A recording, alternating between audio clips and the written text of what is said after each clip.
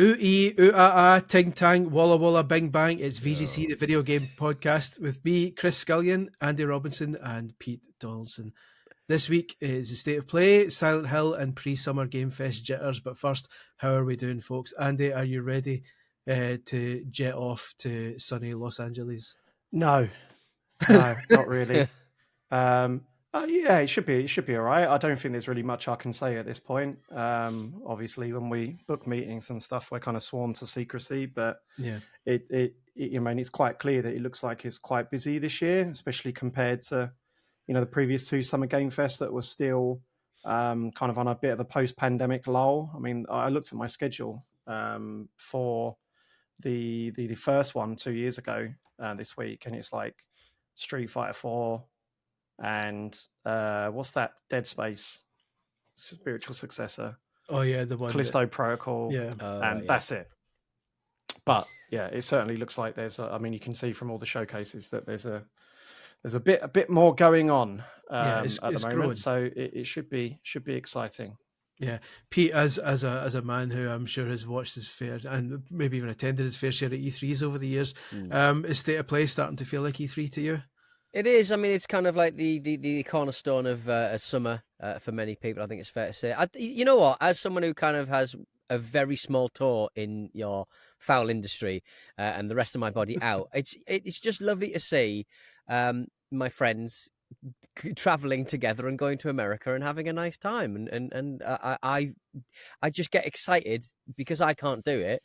I get very excited on their behalf. It's lovely.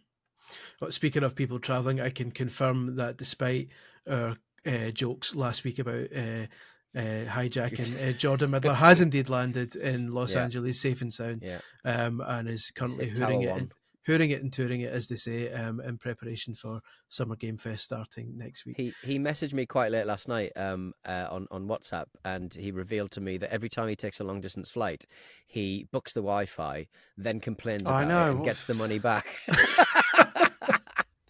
That's so petty. It's like the people who book into hotels and say it's like their wedding anniversary and stuff, and like, just to get an upgrade for a bit of crappy chocolate. Like their partner's not even there; they're just on their own with like a big happy anniversary banner in the room. The shit on the floor. They'd say there was a shit on this floor. Well, this is usually the point in the show where we would do energy drink reviews. If Jordan was here, Pete, do you have an energy drink with you? I do have an energy drink, but I fear I may be letting the side down with some Aldi Red Thunder. That's copyright infringing. I mean, yeah, it's not great, is it? I mean, yeah, there's a lot of niacin and vitamin B6s in there, but other than that, but the less said, the better. And the taste is derivative. Oh, it's exactly what you're after, right? Exactly. Cheap Red Bull. Andy, what's your tipple of choice today? I'm really letting the side down because I've got a Coke Zero. Oh, yeah. The indie classic. I prefer Coke Zero to Diet Coke, though. Absolutely, but that's because they deliberately, you know this, right? Like they actually had Coke, Diet Coke tasting pretty much identical to normal Coke, but then no one believes that it's Diet Coke, so they stop drinking it. So it has to taste shit, basically. Yeah, psychologically. I've also letting the side down. I've just gone for the standard Monster Monarch today. Which the last time I mentioned it, somebody on Twitter suggested I was promoting the monarchy, but it's very much Monarch Butterflies. That is you put them on yourself. Because I'm a recent convert, thanks to you absolute gopping maniacs drinking this foul, as my mate once said, it's like drinking a tattoo, like colourful energy drinks. I've started drinking colourful energy drinks at the ripe old age of 43. That's not ideal for my heart, but I would say that I am enjoying that brand of energy drink, and I am enjoying that one, and also the juiced one that's got a bit of mango juice in it as well. Like Jordan says, he won't F with the non-sugar free variants, but I think that's what it's all about. You have to drink the sugary ones. 100%. Like I too am a late convert. I'm like 41 and only just started drinking them about a year ago. And yeah, I was mocked previously in this podcast for supporting the juiced ones, as if to suggest that made them healthier. It just makes them tastier, I think. Definitely. I noticed there's a lot of references to the butterfly effect in this one, but have either of you seen that Ashton Kutcher movie? Great, that's 'Cause like our college year classic, isn't it? what a In weird your DVD film. collection, along with like Lost in Translation and Yeah. Well, did you ever see the alternate ending for it? It is the darkest thing I think I've ever seen. So It was on Twitter, wasn't it? for those who don't know the film, very quickly, the point is Ashton Kutcher can travel back in time by reading his diary or stuff like that. And he keeps going back in time because this girl he likes and she's having a traumatic life. And every time he goes back in time, sometimes a boyfriend and girlfriend, sometimes she's a prostitute, sometimes he's got no arms or legs just because of whatever's happened. And then right there, in the real movie, spoilers, at the end he decides I'm messing her life up too much. So he goes back to when he was a child, tells her to piss off, and they fall out and they never see each other again. And she goes and has a happy life. But in the DVD, they've put in an alternative ending where he ends up in like a psychiatric thing at a hospital and says, "This is too much for me." Somehow gets a home movie out of his mum giving birth, uses that to travel back in time to inside the womb and uses the umbilical cord to strangle himself to death.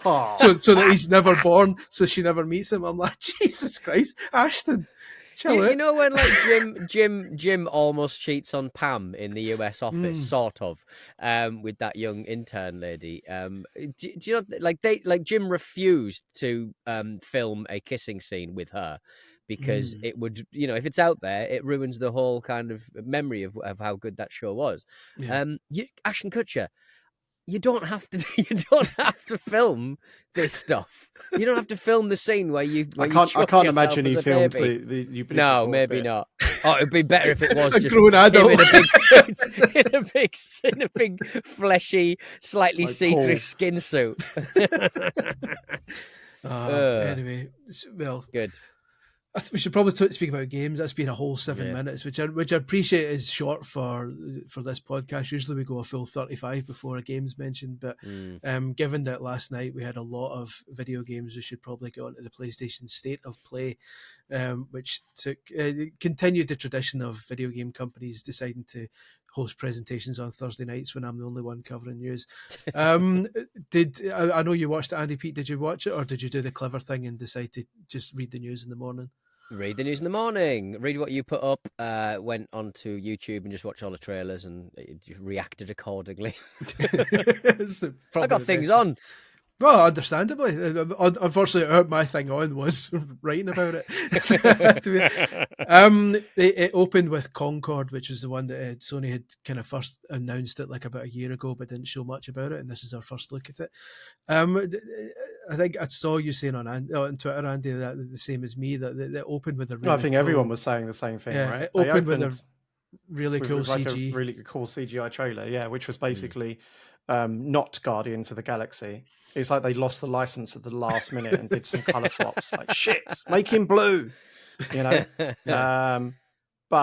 it's like, okay, what kind of game is this? I thought maybe it would be like a Escape from Tarkov style thing, like one of those like kind of escape games, where players can kind of interact with each other in the same world. And blah. No, it's just a 5v5 shooter.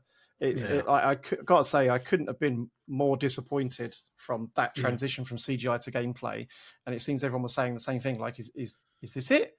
Like, so it's just so Sony have been, kind of like cancelling projects and firing people and, bigging up this live service direction for what feels like years now. Mm-hmm. And what they've come up with is a shit Overwatch. That's it. This is their big shout, right? I mean, okay, and I don't want to sound unfair. Well, I am being unfair. I mean, obviously, I should, before I start condemning it, I should see some of the actual game. I hope there is more to it. But I think it's fair to say the consensus from majority of those people viewing that was disappointment in what the premise of the world and the characters and that could have been versus what we actually got. I mean, I think it's got something like a 3-to-1 dislike ratio on YouTube, right? Yeah, I was doing my research this morning and looking at the gameplay trailer. It currently on YouTube has roughly 2,000 likes and 11,000 dislikes. And that's not that's not like Xbox fanboys coming on and messing about with it, because when you go on literally anything else, the likes to dislikes are a lot better. Like Astro Bot trailer is currently 22,000 likes and 200 dislikes. It's overwhelmingly loved. Yeah. But Concord appears to be the only one that They should put has. Astro Bot in Concord. Oh, no, listen, Sorted. no, day one. But yeah, it's really disappointing that you would go to that effort to, like, when the CG trailer started, I was like, oh, they're wisecracking. Then by the end of it, I was like, these jokes are okay, they're landing.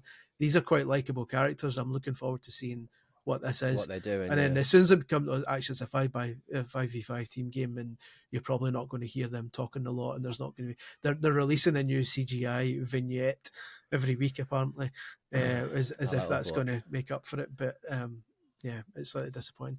Much like Concord, the plane, it looks very nice, but has a potential disaster in its future. Air France will mess it up somehow. Exactly. So, but do you think that, like, this? I'm sort of saying bring it on, though, because this could be the thing that kills the 4x4 kind of like shooter. Really, the hero shooter. I would.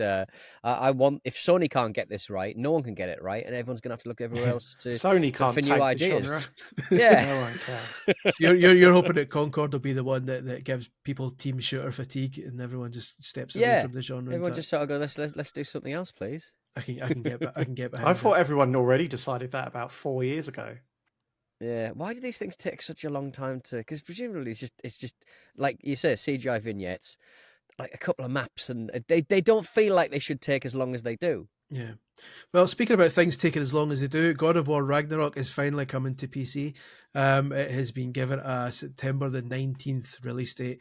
And at first everyone was like, oh, good, because it's unlocked frame rates and super widescreen support and all the various bells and whistles you'd expect from a PC port.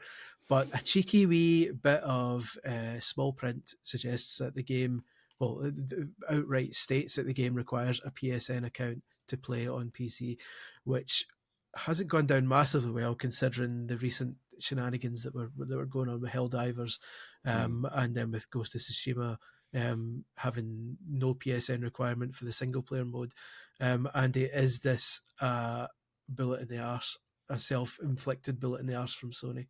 Well, clearly they've weighed up the pros and cons of this, and they've decided that the pros of having a chunk of users within their ecosystem outweighs some slightly higher game sales, right? I mean, you must imagine that they probably looked at those 12 million Helldivers sales, which is, I'm pretty sure, is their fastest selling game ever, PlayStation, which is mad when you think about the games they've released over the last 30 years, and seeing that their kind of monthly active users hasn't actually, it's not affected the PSN dial, basically. That's clearly sent a message to somebody there. So that's the decision they've made. I guess it's probably more palatable, arguably, that at least they're being upfront about it.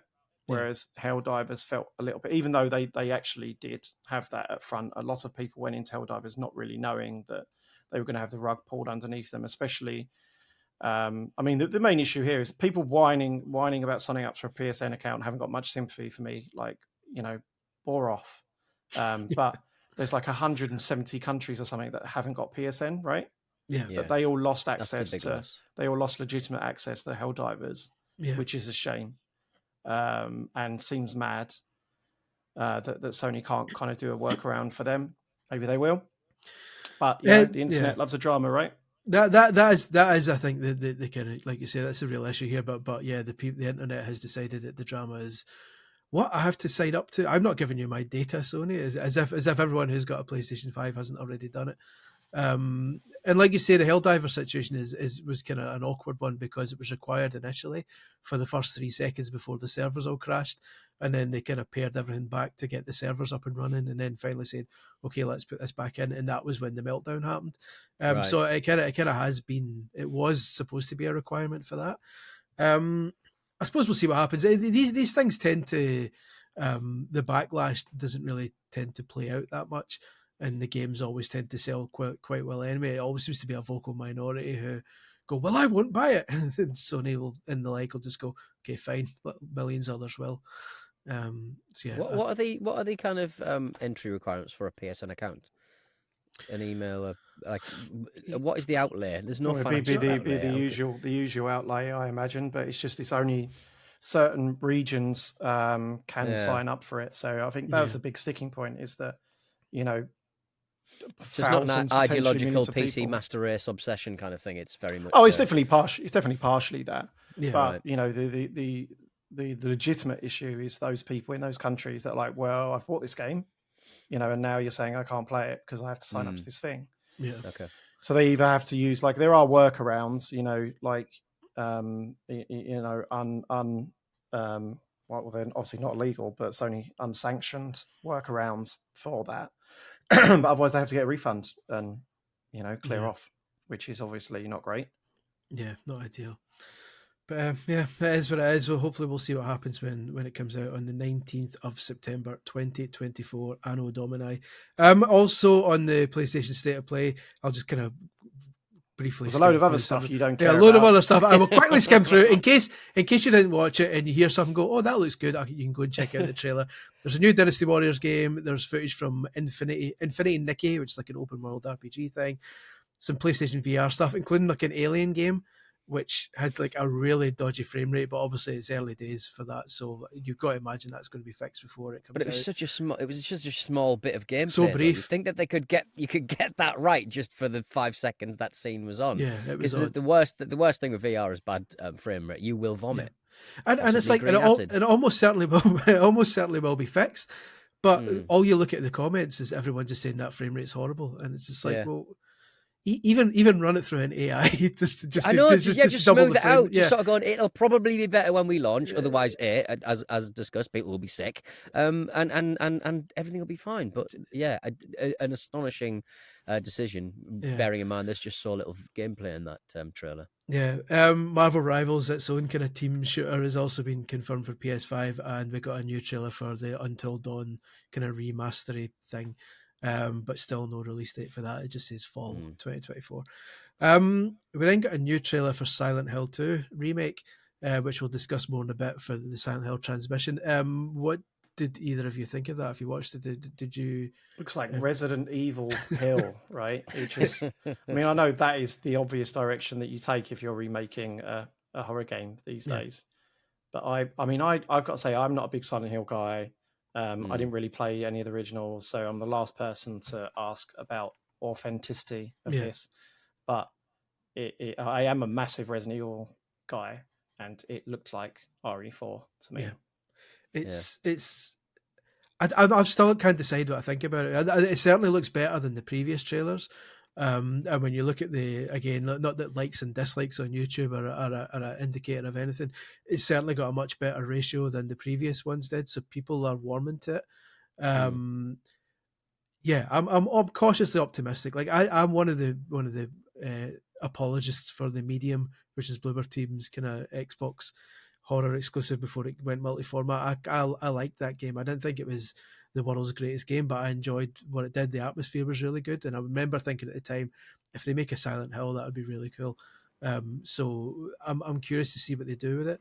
I think it's one of those games, right, where I'm glad it exists. I'm glad that people are excited.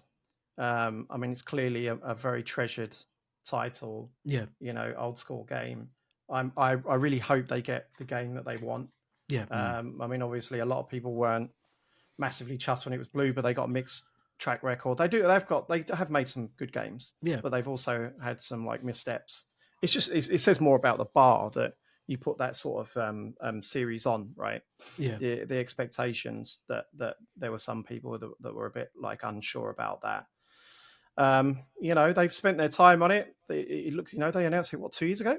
Yeah, it's been a while. It's not like they were teasing. They were showing gameplay and stuff then.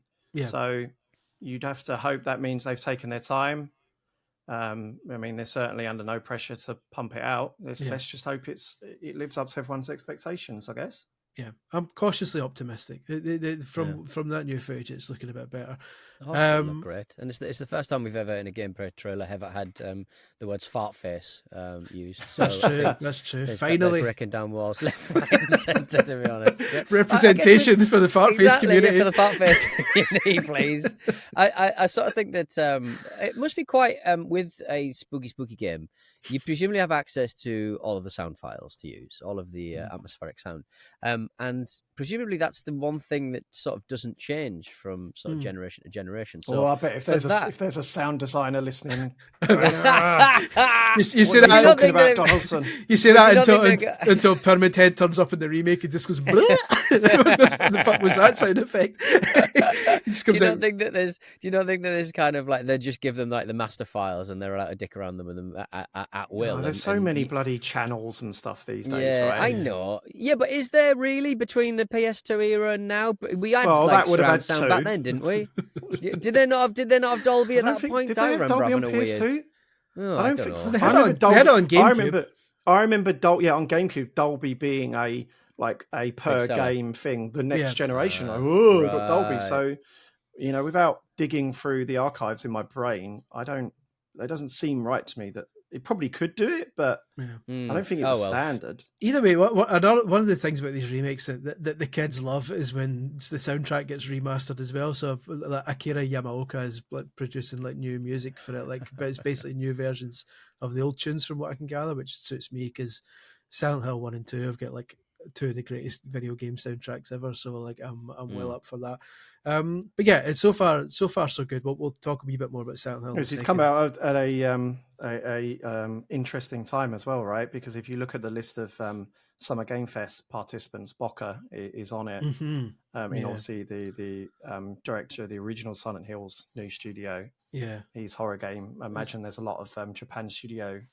He wasn't even at Japan Studio, was he? It's Team Silent, right? Yeah, I'm pretty sure it's been a while since we Slitterhead. So there'll probably be a lot of Japan Studio, maybe Silent Hill refugees there.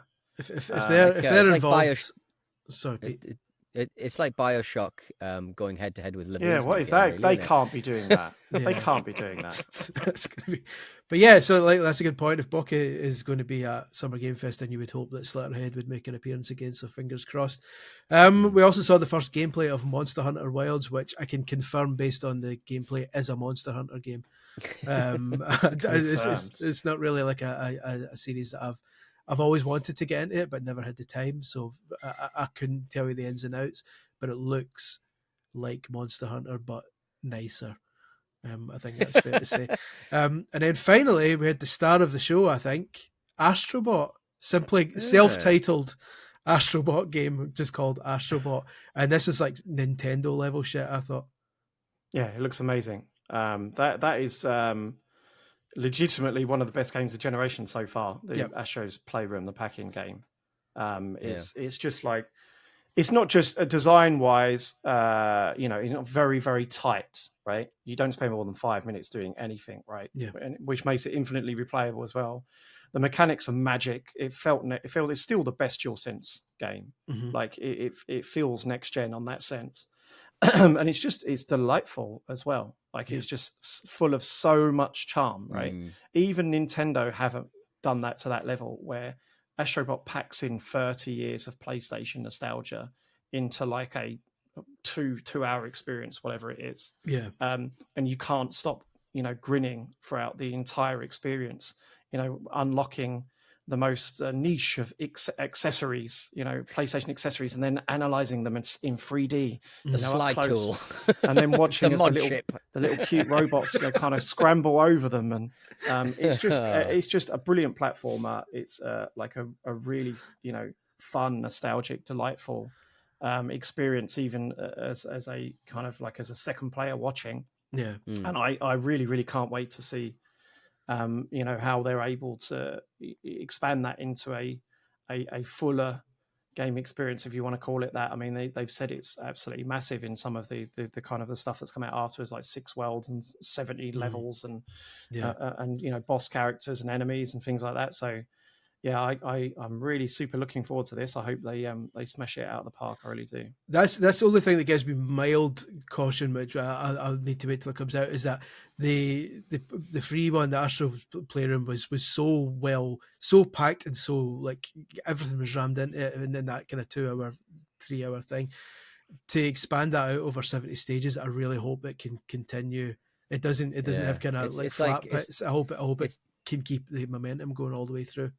It's like, do you ever watch the show on YouTube, Don't Hug Me, I'm Scared? When that got extended to Channel 4, it took about 5 years to do it, by which time no one was interested in it anyway, and they extended it to 20 minutes. And it was, it was good, but you could tell that it was a lot of songs in there to kind of pad it out. Do you think that, like, the proximity to the whole stylistic cues, the PlayStation stylistic cues that obviously it's so important to Astro Bot, might mean that he becomes like this, like, he's flying around on a PS5 controller, will mean that it feels like the tech demo it started as. It feels like the sort of demonstration about what the controller could do that it started as, and therefore people also see it as like another Sackboy and not really buy the kind of the platformy side of things.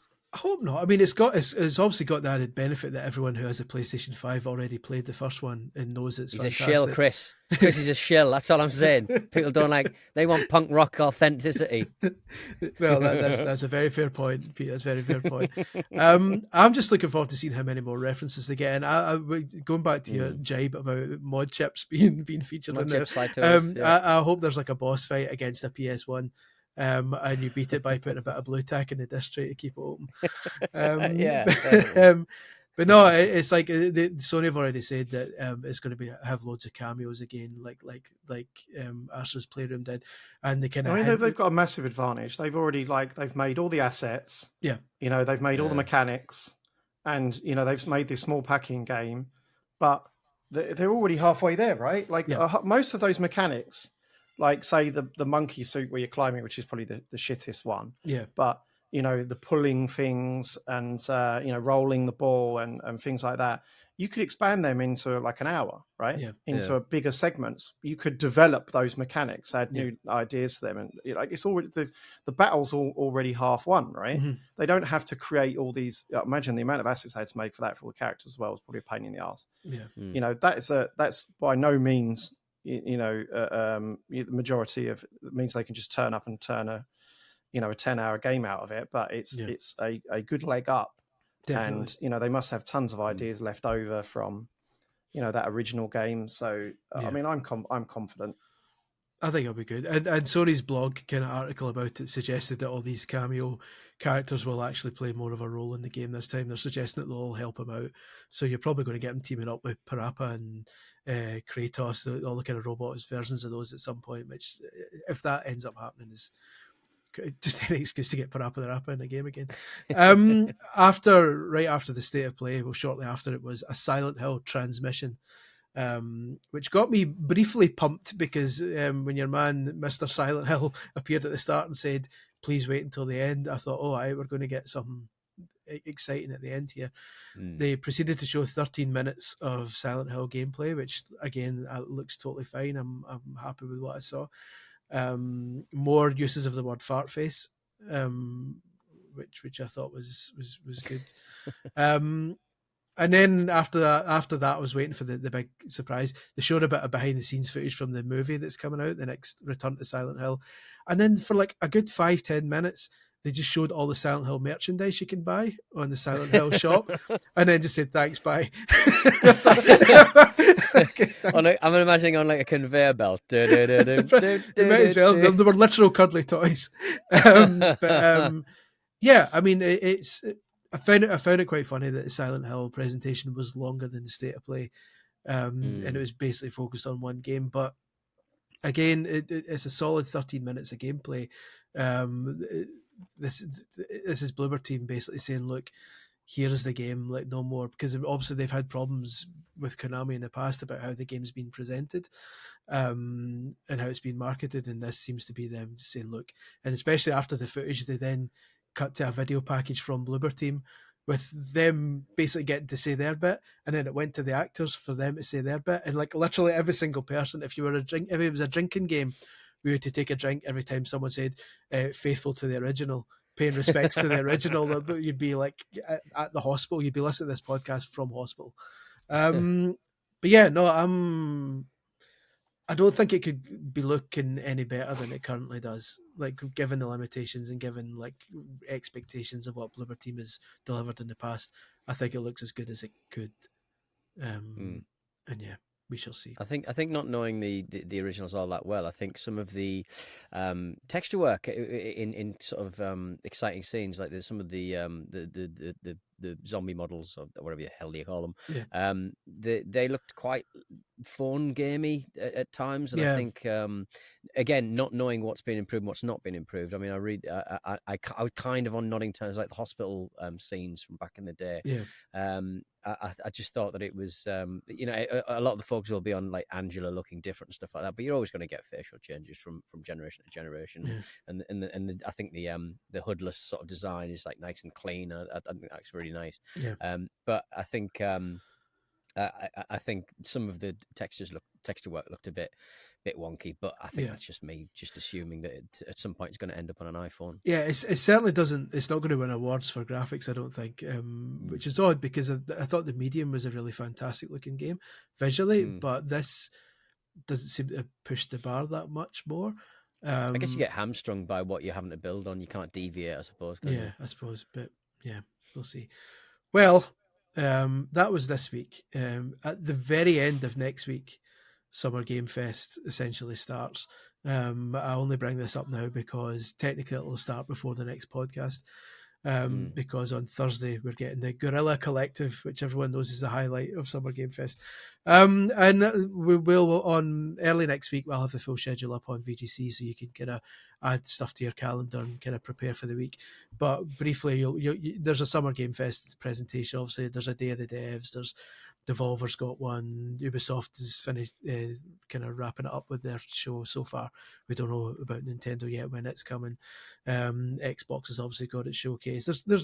I have a list in front of me with about 12 or 13 presentations to take place between Thursday and Monday, the 6th to the 10th. So it's going to be pretty full on. Mr. Andy Robinson, are there any highlights that you're looking forward to from the old Summer Game Fest, other than drinking copious amounts of alcohol? I don't think I will be drinking copious amounts of alcohol, with this schedule. It's pretty full on. I'm just going to be sleeping from about 5 in the afternoon when the jet lag kicks in. I think Ubisoft's going to be good. Mm-hmm. Those look like two good games, right? The Star Wars and Assassin's Creed Shadows, as it's called now, the feudal Japan set one, which is kind of a setting that everyone's been looking forward to. I think they're going to have two like absolute bangers this show. Hopefully that they live up to expectations. Who knows what Xbox is going to deliver these days? I think everyone's kind of a little bit bored of watching their promises and then nothing really, it's not so many of them deliver. But maybe they'll surprise us. Apparently they're always going to be, obviously Indiana Jones, I think is going to be excellent. The new Doom game, which is a prequel, they're always good. It don't miss on those. So there should be some good stuff coming out of that. Summer Game Fest, who knows? It's usually the better curated of the second best curated after the Game Awards of his 3 kind of annual shows. So I dare say there'll be a whole lot of filler in there, but there'll probably be some highlights as well. I mean, Monster Hunter, I think they announced yesterday there's going to be more of that there. So I'm keen to see more of that. It's just nice to, as Pete said, to have everyone out together again, like the industry kind of doing stuff as a collective, because I do think they have a bigger reach when they do that.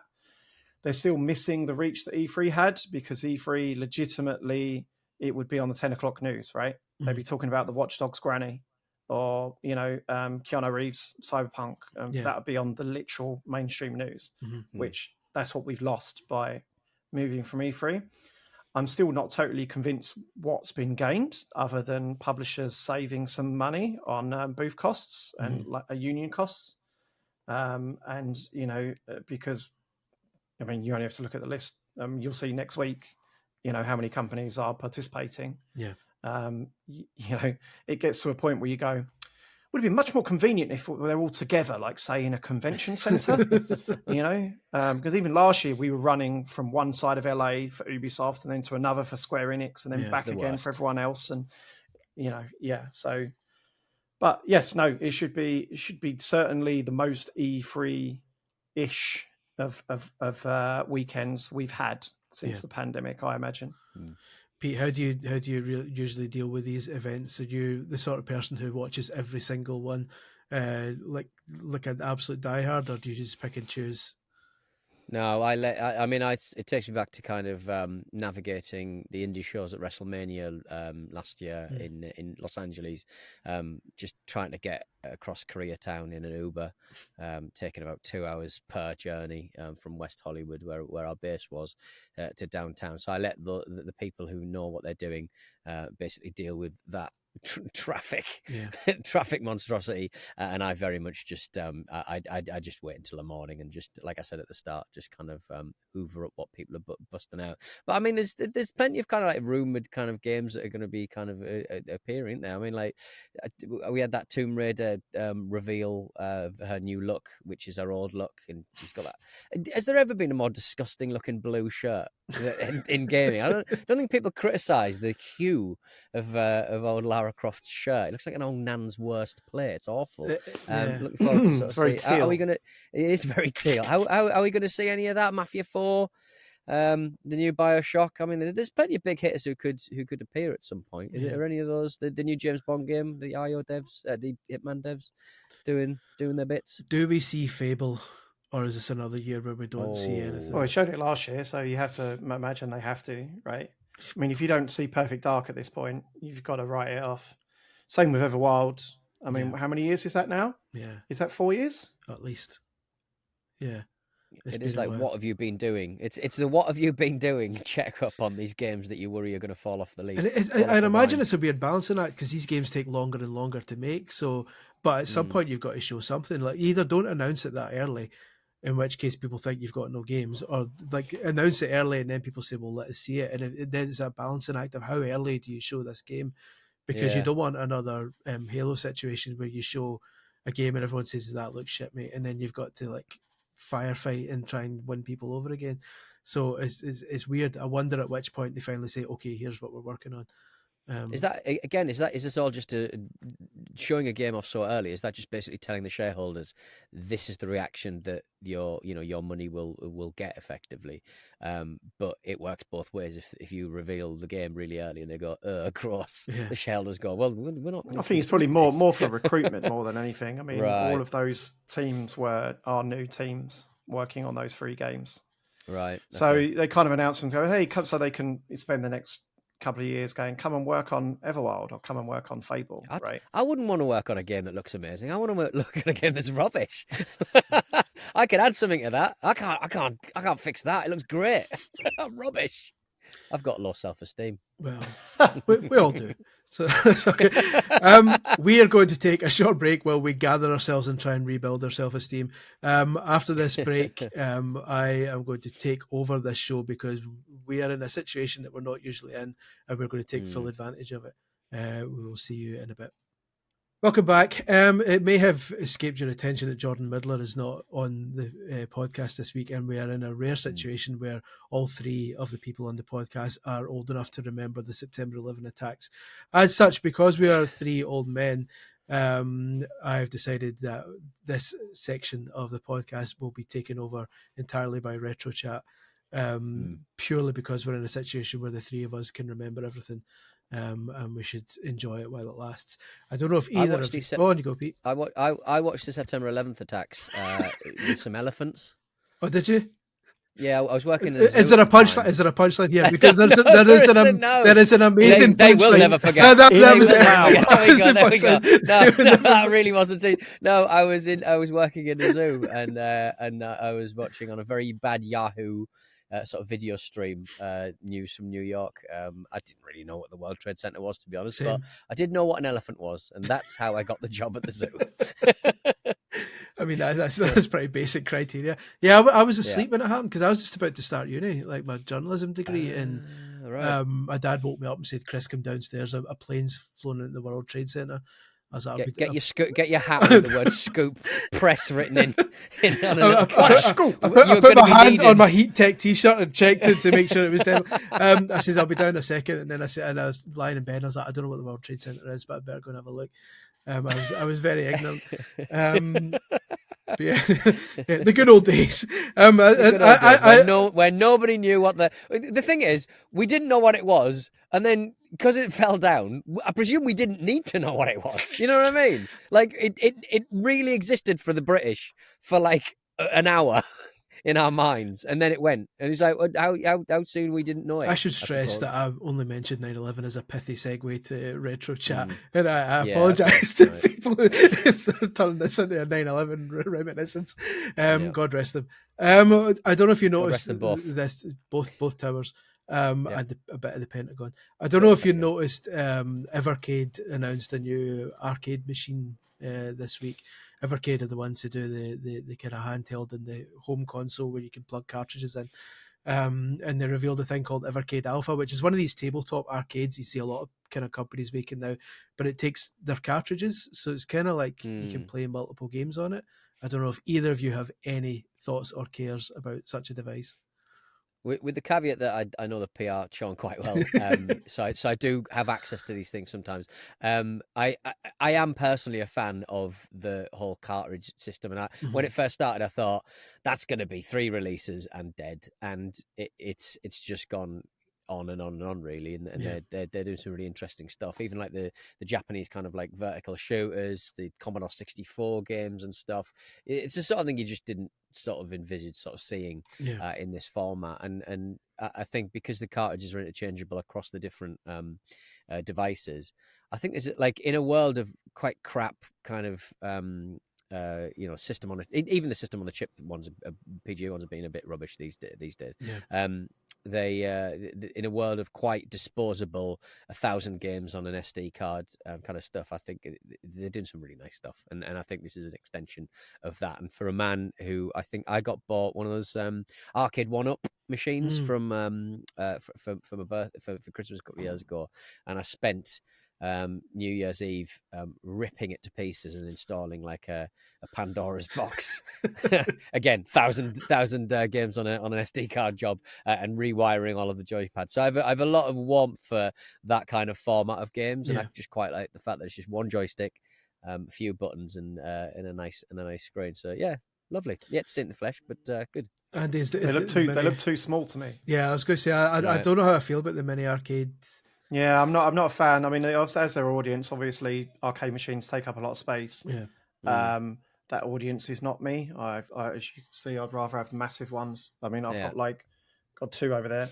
So for those listening on that is Super Mario Brothers. For those listening, played about twice. The audio version of the podcast, Andy is now showing off his arcade machines. So it's the one he nearly killed with that step up motor thing. So I think the cartridge thing's cool. Mm-hmm. That's a cool idea. I mean, just from my own preference, looking at it, I prefer it to be a bit more full size. It still without getting a feel for the actual dimensions of it, it still looks like what are those? It's arcade 1-up, right? Yeah. They're shite. They are. They look shite. like they they're are made shite. out of MDF, right? At like quarter scale. And you have to play them like this. You need a riser for some of them, or that's the how many of those are on the Facebook? riser. That fucking riser. Excuse my language. that riser. They try and sell you a box for 30 quid, and I went out into my shed and I made my own little box, and it's on its little box, and I'm really proud of my little box. And my partner even went, "I can't believe you made that box." I went, "Yes, I made that box. I made that box, guys." And it's I saved myself 30 quid, probably spending about 25 quid on materials. But timber's expensive these days. Annoyed. Congratulations on your box. No one's got a good word to say. Even like the arcade enthusiasts who buy a lot of these things on YouTube, and like the quality is getting worse, the licensing is getting more fraught, and the the range is really good, but they're not worth the money. They're so expensive. Mm-hmm. The thing is if you want to get into arcade stuff, it's not very accessible. I mean, obviously, I found this out myself, so I had a little bit of a pandemic moment, as we all had. Like, I'm going to buy an arcade machine. That's what I should do. And the process of researching and finding out what you've got to do is really hard. Mm-hmm. Like, there's really no big resource on like getting yourself into arcade machines other than digging through Facebook groups and forum threads. And I mean, what you end up is then you end up in a little cabal of other arcade people who I speak to. And some of them have kind of said to me they've considered like launching websites to just document this stuff because it's so tough. Yeah. But if you want to get into arcades, basically what you need is one of those behind me, right? It's a Vuelix, the Japanese arcade machines. You can get them fairly. If you look on the right, like forums and Facebook Marketplace and stuff, just search for Vuelix on Facebook and find yourself a group, and it'll come up, and someone will be shipping them over in a container. They're basically the one of the standard newer Japanese machines that Street Fighter 4 would have been in, and it comes with a screen, and there's some nice Samwa buttons, and you just need to put something inside it, right? Like I've had a Nintendo Switch sat in it. At the moment I've got my Steam Deck's in it. In a dock. Oh wow! Because also you imagine you turn it on and my whole Steam library's there and you can blah, blah, blah. But people who do it properly will build a small PC that kind of boots up and blah blah blah. But if you want to get into arcades properly, that's what and it's not even like how much are these like the kind of like high end arcade 1-up things. But bottom level is $199, I'd say, and then it goes up to like a grand for like 4 players. You'd get one of those for a grand. Yeah, you'd get a Vuelix for a grand. I just when you said you're plugging a Steam Deck in, I just imagine you standing at an arcade playing Football Manager. The perfect interface. Did you ever see that? Have you seen those kind of? They were very popular for quite a while. It was like a kind of football management game in a Japanese arcade where you would. I was going to say Sega did those. Yeah, the old card one. Yeah, there was one. I once saw there was one at the Trocadero. Was there? Oh, really? Oh, what? And it all converted into English and stuff? Yeah, and it was like I can't remember. It's called like Let's Make a Football Team or something like that. It's Sega. Right. Sega. They've done loads of them over the years. And they used to use. I think they used to use the Virtua Striker engine, maybe. But yeah, at one point the Trocadero. This must have been 2007, 8ish. Briefly, not for a long time. They had it was like a big tabletop arcade game. And you put your money in, and you got a pack of cards, and that was your initial team of players, and you put them down on the like a kind of touch screen. It was all kind of early NFC kind of technology. That's NFC, not NFT. And you put them down, and you would arrange the formation with your cards, and that would be your team, and you would watch the game. And then after the match, you would get another single card that you could, like another player that you could swap in and out. That's awesome. Really so cool. I never knew that they existed in English. I mean, it must have made zero money because it didn't last that long. It's just a cultural thing. Like they've got a following in Japan. They got horse racing ones, and they've got, I think. Oh, there's always the horse racing ones. Yeah. Coming back to the getting started on arcade, I've dropped a link into our chat. There's another machine that's just come out. It's by a company called Unico. So it's UNICO, and their website is -usa.com. And it's like a Sega style candy cab, but it's brand new. It's a new custom thing. And it comes with a screen and all the harness, buttons and everything you need. You just need to put something inside it. Oh, it's and I think it's selling for £950. And it's just like a HDMI input kind of. Yep. You just stick something. You could literally put your Nintendo Switch in it. Awesome. So that's another option for anyone who wants to get into arcades proper. That looks very cool. It's it's really sexy. That's got Raspberry Pi written all over it, doesn't it? Exactly. Oh, that's the obvious one. Sorry, I've completely missed the opposite. A lot of people put a Raspberry Pi in it. Yeah. Or, Pete's Pandora's box. You could just stick that in there. The dodgy, China marketplace things. You can also rotate I think you can rotate. You can rotate the screen. Yeah. Monitor as well. Yeah. That's awesome. That's one of the things. Who was it? Taito did one of these. You can get for the period. You were getting loads of mini arcade machines, and Sega released a mini arcade machine that had a bunch of games on it. Then they released another mini arcade machine with a vertical tate screen with kind of loads of shoot 'em ups and stuff. And I think it was Taito brought one out where you could push the screen in and rotate it, so you had like vertical and horizontal games, which is really cool. Right. Yeah, that seems to have stopped. Like there was a period, like Neo Geo did one, like those kind of mini apps. So I've got them all kind of sitting side by side, and they look pretty cool. But then that just kind of stopped. I kind of like those because they felt like mini consoles. Those were too small, though, weren't they? They were quite small. Some of them came with like controllers that you plugged in. Because the arcade control, the stick was too small, so you'd sit with a controller in front of an arcade machine, which is a bit odd. But yeah, that's another thing with this Evercade one is it comes with 2 controller ports because it doesn't have a HDMI out. So if you want to play the Right, multiplayer okay. games, you both have to kind of plug a joypad and a controller into. They'll probably release an Excel one eventually. Everyone always does, don't they? Why has the phrase joypad stopped being used? Everyone says controller now. In my heart, it'll always be a joypad. But do they say when they're talking about a joystick, an arcade stick? Arcades, they call them arcade sticks now, don't they? Isn't that a regional thing? I probably always called them controllers. Always. I don't know where joypad. I don't know if joypad's like going back to the 80s.